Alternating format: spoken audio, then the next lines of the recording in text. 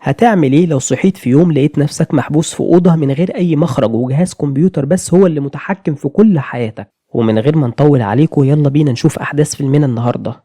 بيبدأ فيلمنا بشاب اسمه ماكس بيصحى يلاقي نفسه كان نايم على الأرض في أوضة غريبة مش موجود فيها غير حمام وكمبيوتر. ولما بيحاول انه يتواصل مع اي حد عن طريق الكمبيوتر علشان يفهم ايه اللي بيحصل، وبيسأل لو كان ده نوع من انواع الاختبارات بيعملوها عليه، وبيقول انه عاوز يخرج من هنا لان عنده مسؤوليات لازم يعملها وعنده كلب لوحده في البيت ولازم يهتم بيه. لكن ما بيكونش فيه اي رد على كلامه غير رسالة بتيجي على الكمبيوتر وبيطلب منه فيها انه يبدأ المشاركة، ولانه ما بيكونش فاهم اي حاجة بيفضل مكانه. وبعد شوية الإضاءة في الأوضة بتطفي لوحدها وبيطلب منه إنه ينام عن طريق رسالة، ولما بيفوق تاني يوم بتجيله نفس الرسالة اللي بيطلب منه فيها إنه يبدأ المشاركة. وفي الوقت ده بيفقد ماكس أعصابه وبيقول إنه مش عارف مين اللي بيعمل فيه كده، لكن أيا كان فده هزار رخم والأفضل يوقفه. وبيقول إنه تعبان ومرهق بسبب إنه ماكلش من فترة، وبيطلب إن حد يروح يهتم بالكلب بتاعه طالما مش هيخرجوه من هنا.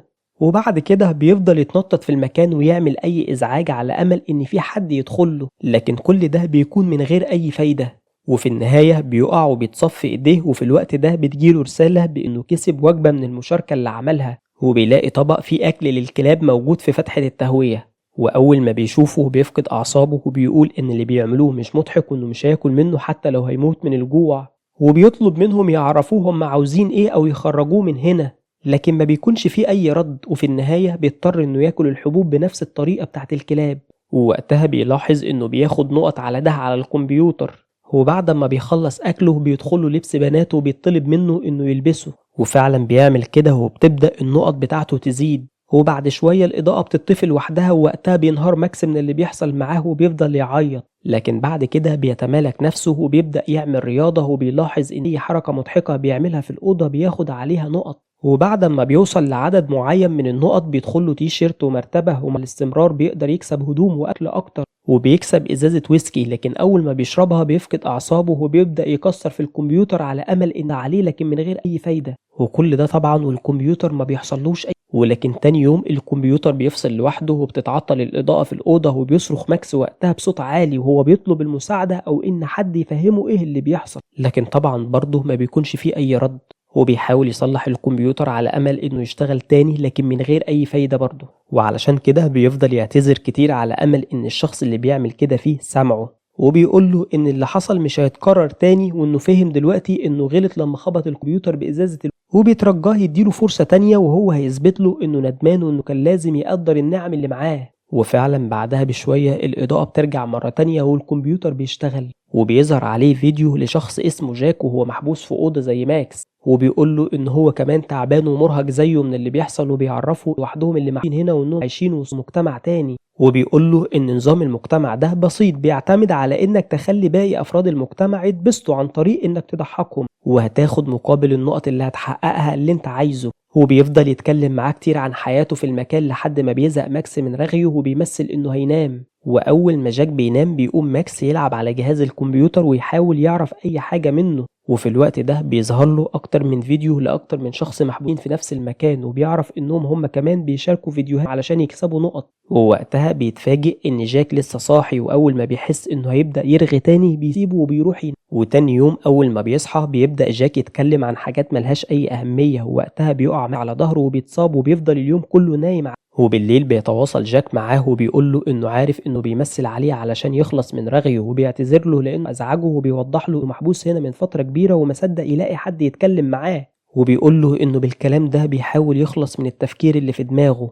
وفعلا بيعتذر له ماكس وبيقبل اعتذاره، ووقتها بيعرض عليه جاك إنه يوريه خدعة سحرية، وبيطلع أوراق كوتشينة من معاه وبيطلب منه يفكر في رقم في دماغه. وفعلا بيعمل كده، ووقتها جاك بيبهره وبيطلع له الرقم اللي فكر فيه. ولما بيطلب من ماكس يعلمه ازاي بيعمل كده بيطلب منه يشتري له الاول وجبة من النقط بتاعته، وبيفضلوا طول اليوم كله يهزروا مع بعض وهما بيحاولوا يسلوا نفسهم في ولما بيسألوا ماكس لو يعرف مين اللي بيعمل فيهم كده بيقول له انهم ممكن يكونوا اتعرضوا لغزو من الفضاء او اي حاجة تانية، وبيوضح له انه مش عارف حاجة غير انه بدأ يتصاب باضطرابات في العقل. وبيحكي له انه كان متجوز من مغنية مشهورة، لكن بعد جوازهم ب6 شهور اتخلت عنه وشافت واحد تاني.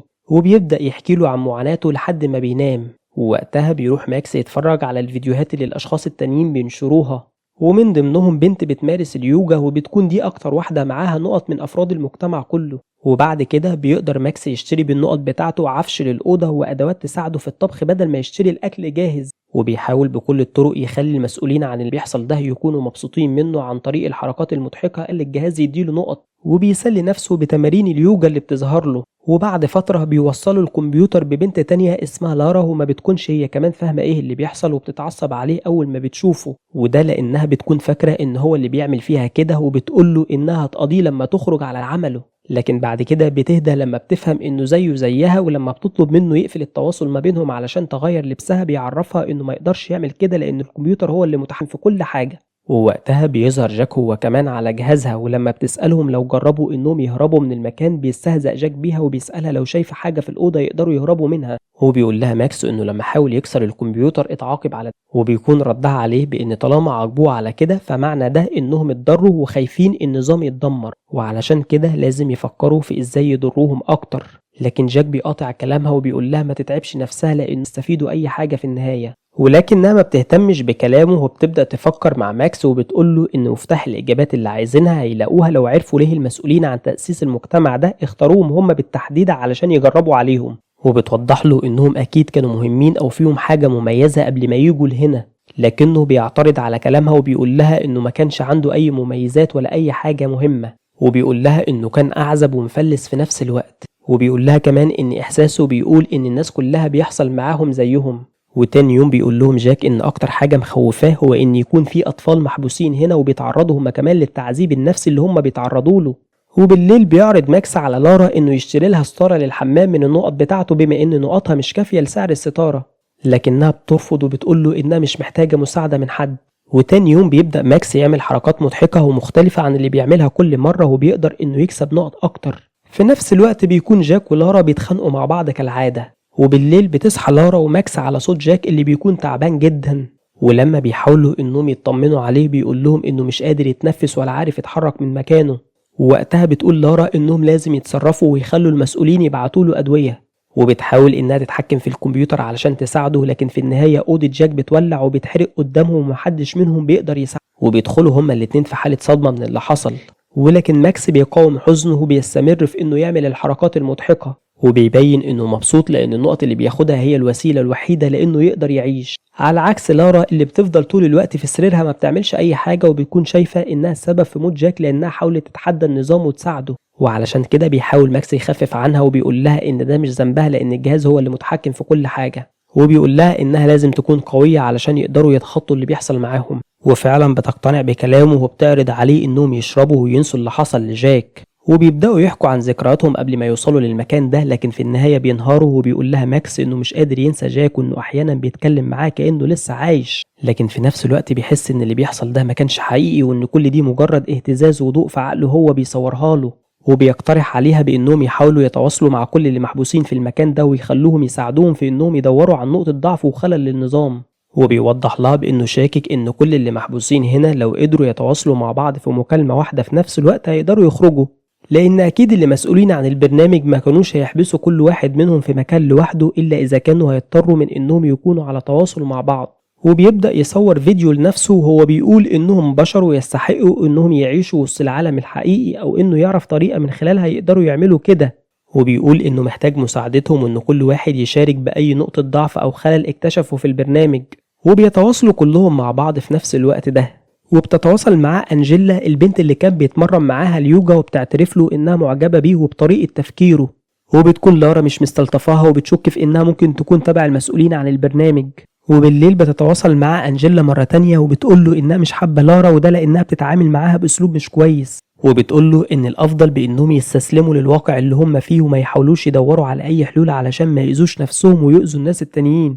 وفعلا بيقتنع بكلامها وبيحاول يقنع لارا هي كمان بده، وبيقول لها ان هو كمان مش مبسوط بحياته هنا لكن ما ينفعش يخاطروا ويعملوا اي حاجة مش عارفين نتائجها، وبيقول لها انهم كده ممكن يأذوا اشخاص ملهمش اي ذنب، لكنها بترفض تقتنع بكلامه وبتقول له انها متأكدة من ان أنجيلا تبع المسؤولين او انها بتحاول تشيل فكرة ان كل المحبوسين يتواصلوا مع بعض من دماغه لان ده هيفيدهم. وبالليل بتتواصل أنجيلا معاها وبتقول لها إنها إنسانة أنانية، وبسبب توقعاتها اللي مش صحيحة هتخلي باقي أفراد المجتمع اللي هم عايشين فيه حاليا يخسروا كل النقط بتاعتهم، وبتقول لها إنهم بكده مش هيستفيدوا أي حاجة من اللي عملوه. ولكن بيقرر ماكس إنه يتشجع ويجرب اللي لارا قالت عليه، وبيقول إنهم كده كده مش هيخسروا أكتر من اللي خسروه. وبيبدأ وقتها البث، وبيبدأ أفراد المجتمع كلهم يتواصلوا معاه، لكن في النهاية وبعد ما بيتم التواصل ما بينهم بتبدأ أوضهم تتحرق وبيموتوا كلهم، ومن ضمنهم لارا وأنجيلا قدام عينيه، وما بيكونش ماكس قادر إنه يساعدهم في أي حاجة. لكن بعدها على طول بيتفتح الباب لماكس، ومن كتر فرحته بدل ما يخرج بيفضل يتكلم مع الكمبيوتر، ووقتها بيتقفل الباب مرة تانية. وبينتهي فيلمنا بانهيار ماكس اللي ما بيكونش عارف ايه اللي بيحصل، ولا اذا كان الاشخاص اللي تواصل معاهم وماتوا قدامه حقيقيين فعلا ولا مجرد ضوء واهتزاز في عقله بيصوره. وبكده بيكون خلص فيلمنا النهارده، وبيعلمنا حاجه واحده بس، ان احنا نقدر النعم اللي احنا شايفينها عاديه بالنسبه لنا. ولو عجبك الفيلم ما تنساش اللايك والشير وتفعل زر الجرس، وسيب لنا رايك في الكومنتات، وقول لنا ايه الافلام اللي حابب اننا نلخصها لك.